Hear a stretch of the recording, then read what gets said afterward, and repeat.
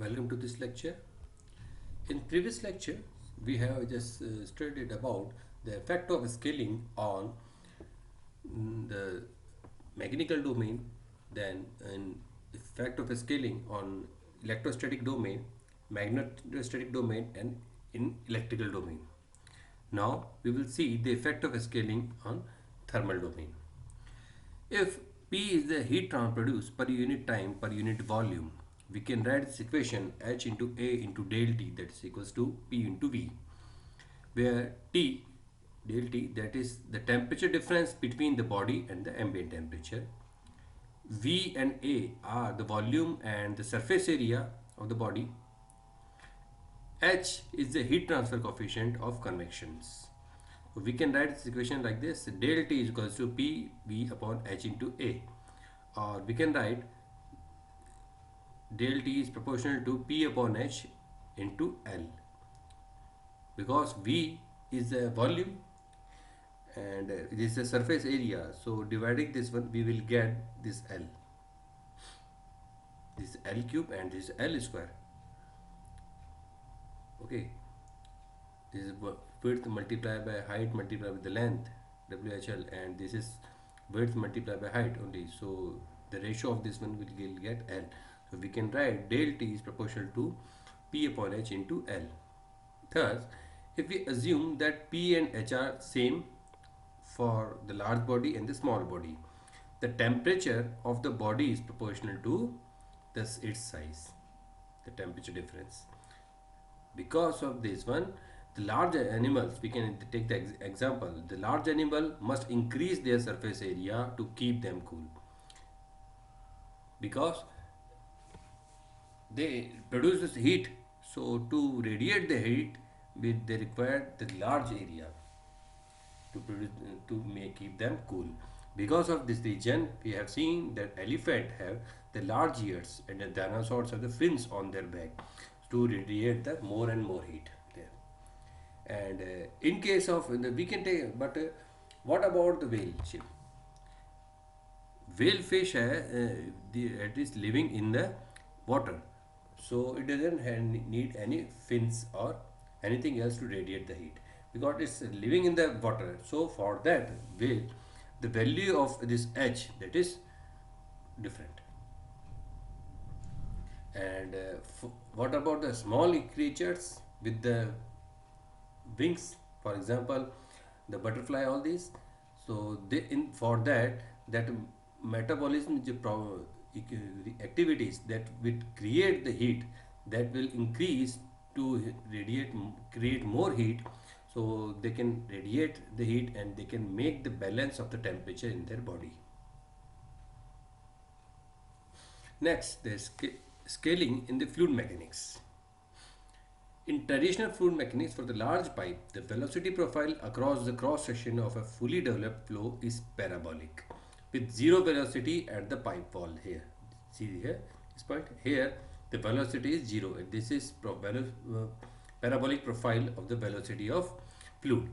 It is called non-slip flow because the water in this liquid is not slipping across this wall of the pipe. Fluid particle does not slip along the pipe as shown in this figure A. In micro-sized pipe, if the size of the pipe is small, in that case the fluid particle slips along the walls with a finite velocity. Here the velocity of the particle that at the center, they have the maximum velocity, but the particles that are slipping along with this the wall of this pipe, that also have some velocity, that is non-slip flow. The situation is usually characterized in the fluid mechanics by a non-dimensional number that is called Knudsen number, Kn, which is the ratio of the mean free path of the particle dm in the flow to the characteristic dimension of the flow. What is mean free path? This is the different distance traveled by the particle without any collision. The particle will move, so it will collide with the other particles during flow, but the distance traveled by the particle, average distance that is traveled by the particle without any collision, that is known as mean free path of the particles. This is the ratio Knudsen number of mean free path to the characteristic dimension d of the flow. At room temperature, the dm, that is mean free path, can be as small as 1 micrometer for air, which means kn for micro flows may be equals to 1, because this dimension is also in the range of micro and this is also in the micrometer range, so this may be equals to 1 or maybe even greater than that. For the non-slip flow to occur, kn should be less than 0.1. If kn value is less than 0.1, then there will be non-slip flow. If kn is greater than 0.1, the flow slip on the wall of the pipe.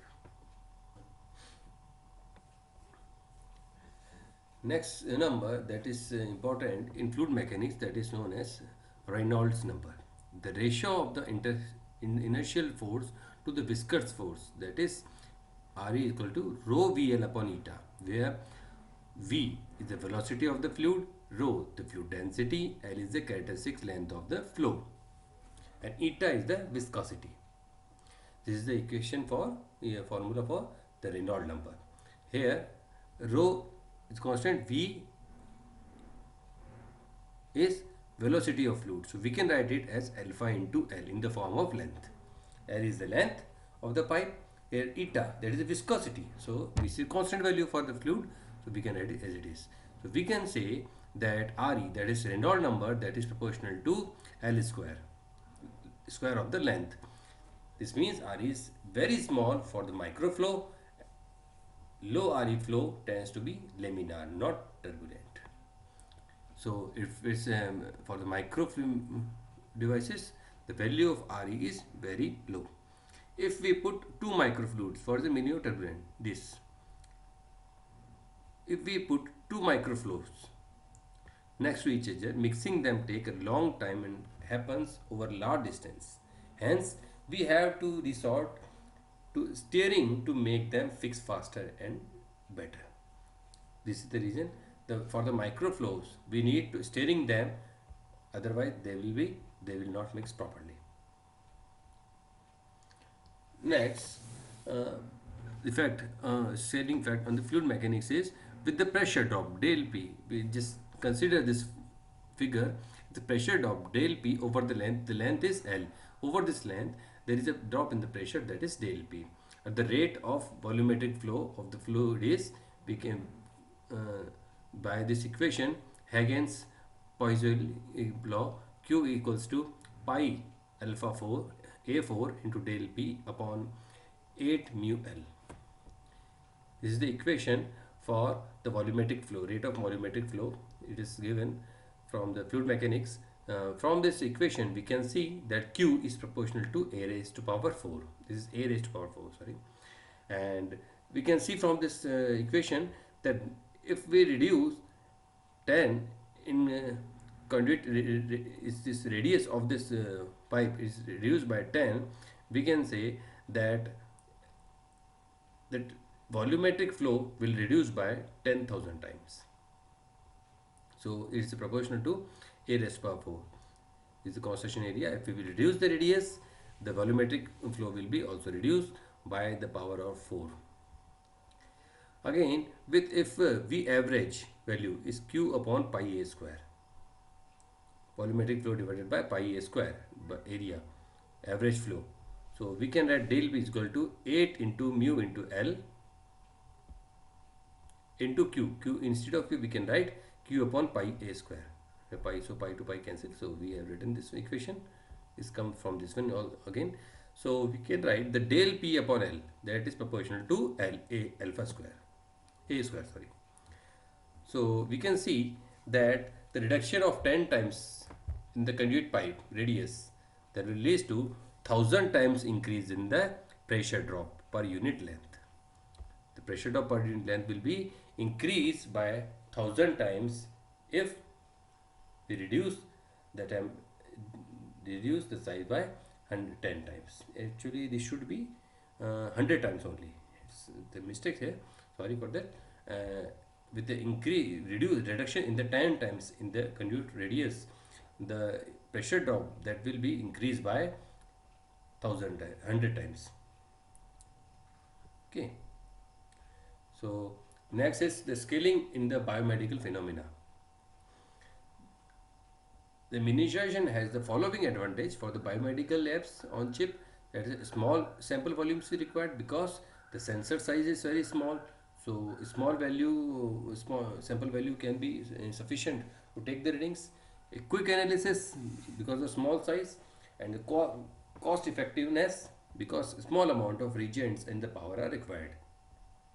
Disadvantages are selection of a small sample volume in a lab on chip required special cautious because it must contain all the required part of the sample. If a droplet is too small, it may simply evaporate. Because of the heat, it may be evaporate, so the care should be taken here also. These are the references. Thank you.